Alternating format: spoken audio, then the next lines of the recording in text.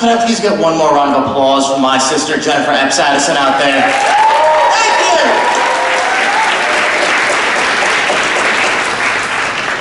you! So, hi. My name is James Callow. I'm a student at CCRI. I'm a field organizer for Bernie 2020. And when I was 16 years old, my mother died of cancer. It was preventable.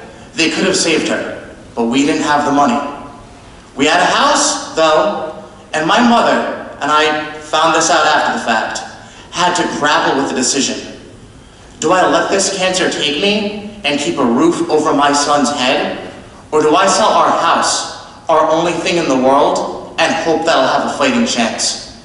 That is the world that we live in today.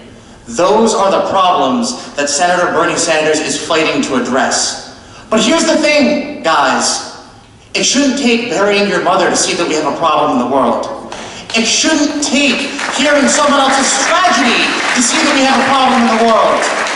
Every day we see the headlines. Children being ripped from their mothers on the border of this country. 500,000 Americans going bankrupt a year as they fight to survive from diseases that they could have cured.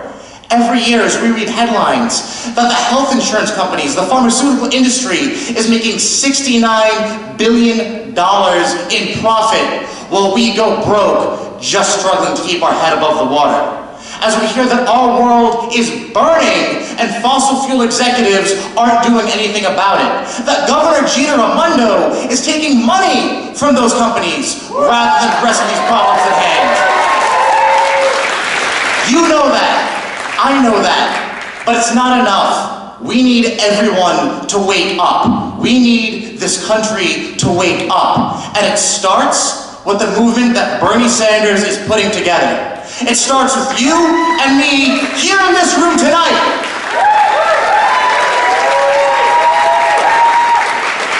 So, I'm 25, right? Not that old.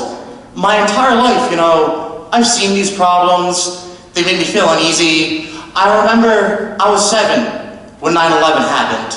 And at the time, we were sending our boys and girls overseas. It seemed like maybe it could be a legitimate cause. 7 years old, we were attacked. We have to do something. Then I turned 17, and they're still over there. And you start to think, what's going on, man? And I remember talking to my father about it.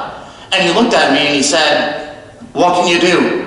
That's the way it is. Show of hands! Who out here has ever been told, what can you do? That's just the way it is.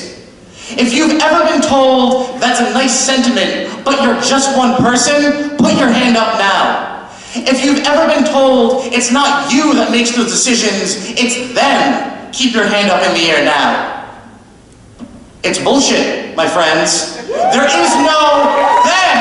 It is you and it is me. Look behind you, look in front of you, all of you right now, make eye contact with someone you didn't know when you walked into this theater. Hold it for a second. Because you are not one person anymore. This is a movement. Together, hand in hand, we are going to fix this country. We are going to save our world, and we are going to elect Senator Bernie Sanders as the next president of these United States. And here's the difference we can make. Because, sometimes in Rhode Island, I feel like we're the smallest state. We vote so late, we have so few delegates. What can we do? Tom Wieman, the owner of this theater, one of the people putting on this event tonight, drove up to New Hampshire this past weekend in the freezing cold with 7 other Rhode Islanders in his car. And you know what they did? They went out to the conservative town of Chester, New Hampshire, and they knocked on every door there. 600 doors!